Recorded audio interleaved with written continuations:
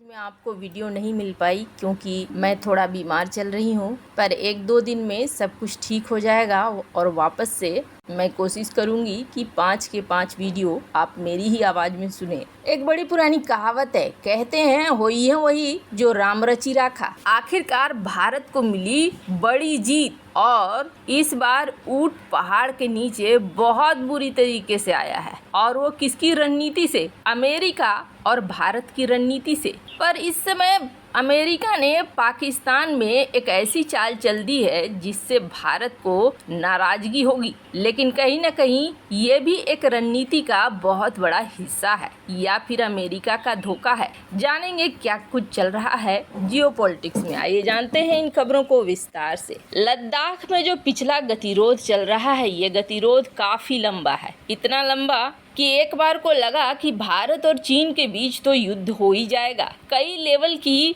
बातचीत हुई, लेकिन सारी लेवल की बातचीत गटर में चली गई और उसके बाद तो चीन ने तेज दिखाने के लिए, डराने के लिए शुरू कर दिया युद्धाभ्यास। और युद्धाभ्यास से भी जब भारत नहीं डरा, तब चीन ने शुरू कर दिया सॉटी मारना, छोटी छोटी उड़ानें मारना शुरू कर दिया चीन ने सीमा पर, और भारत की एक्टिविटी देखने लगा। भारत की तरफ से पहले वार्निंग दी गई, लेकिन शायद चीन को लगा कि ओ मेरा काम कर रहा है ट्रिक, लेकिन यहाँ उल्टा हो गया और भारत ने फिर से उसी हिसाब से सॉटी भेजना शुरू कर दिया जैसे चीन भेज रहा था।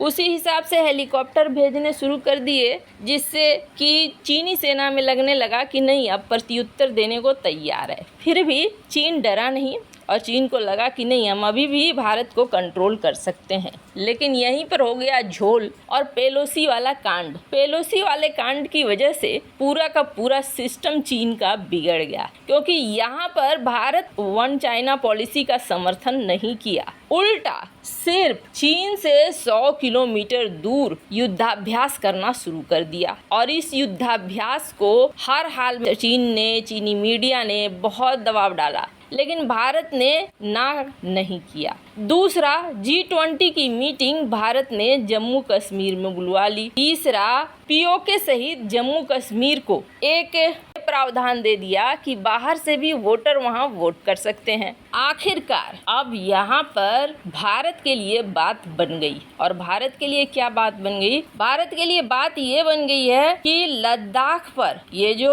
आखिरी चरण का बातचीत चल रहा था, कथित तौर पर ये आखिरी चरण का बातचीत सफल हो गया है और आखिरकार दोनों देशों के बीच समझौता हो गया है। चीन अपनी सेना को कई जगह से वापस ले रहा है और अच्छी बात ये है कि वो सारे पॉइंट्स से वापस लेगा। कारण तो समझ में आ ही गया आपको, भारत ने 2 फ्रंट खोल दिया था और अगर ताइवान के साथ लड़ना है चीन को, तो भारत से उसे छुट्टी चाहिए। भारत की तरफ वो ध्यान नहीं देना चाहेगा। फिर आप सोचेंगे कि आखिर भारत की तरफ नहीं ध्यान देना चाहेगा, वो भी तो 2 फ्रंट की लड़ाई खोल सकता है, पाकिस्तान की तरफ से खोल देगा। तो अभी पाकिस्तान की स्थिति ऐसी है ना कि चीन पाकिस्तान पर पूरी तरीके से यकीन नहीं कर सकता है। पाकिस्तान किसकी तरफ है ये किसी को अंदाजा नहीं है। क्या ये चीन की तरफ है, क्या ये अमेरिका की तरफ है, क्या ये सऊदी अरब की तरफ है? इस वक्त तो चीन खुद धोखे में है। चीन ने अपनी सेना उतारने की बात कही, पोस्ट बनाने की बात कही, तो चीन को भी मौका मिल गया। पीओके में, बलूचिस्तान में, बहुत जगह पे चीन अपना पोस्ट बना रहा है, ये कह के कि हम बंकर बना रहे हैं पाकिस्तानी सेना के लिए। जबकि ऐसा कहीं नहीं होता है कि कोई दूसरे सेना के लिए बैठकर बंकर बनाए। जाहिर तौर पर एक समझौता हुआ है, जिस समझौते के तहत पाकिस्तान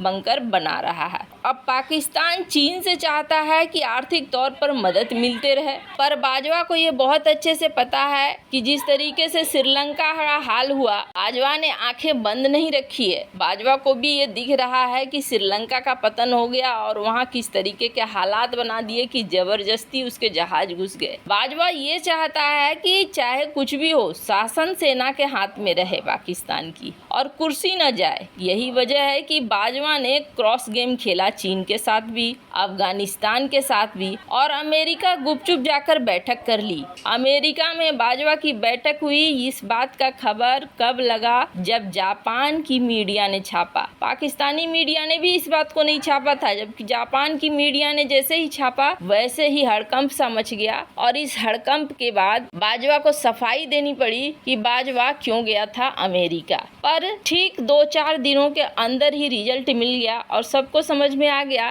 कि बाजवा अमेरिका क्यों गया था। बाजवा दरअसल अमेरिका इसलिए गया था कि अल जवाहिरी को लेकर डील हो सके, और ये